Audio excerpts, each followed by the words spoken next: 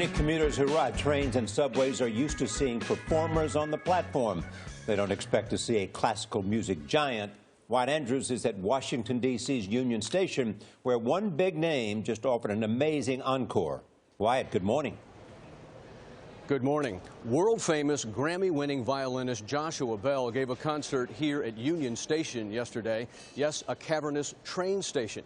And yet this artist, who has played every major concert hall around the world, told us the reaction here was one of the best of his life. Here's why.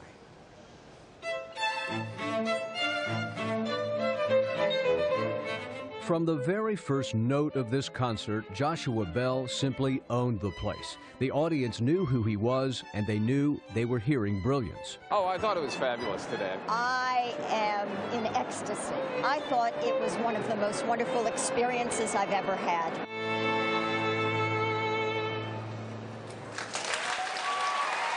But the last time Bell played in a Washington train station, the experience was not wonderful.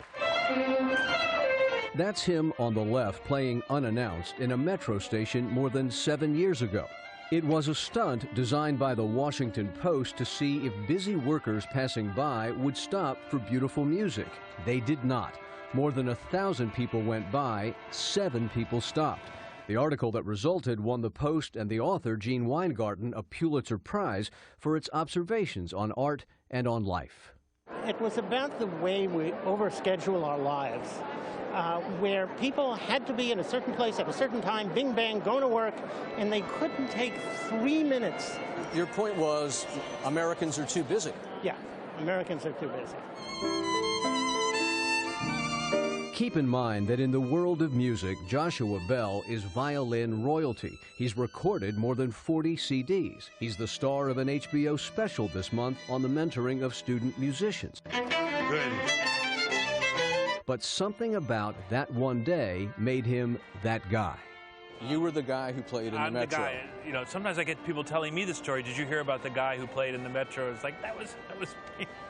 And so Union Station was his Washington comeback, and everyone knew it. He played the same music, but wanted it heard.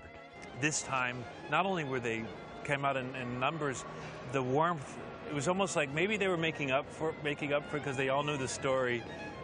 They made up for it in, like, you know, 100-fold, and I felt that outpouring of warmth. But this is the final chapter, kind of a bookend to the first experience, and I thought it was a nice piece of closure. Any concert musician will tell you live music by nature is a two-way conversation, both performance and reaction. When the final note ended and the applause washed over, this was the audience and the reaction Bell had been missing for 7 years. One of the busiest train stations in America stood still at that moment. There were 1,500 people in the hall. Joshua Bell also joked at the time his only regret yesterday was that he hadn't opened his violin case for the tips. All Nora, right. true story. Thank you.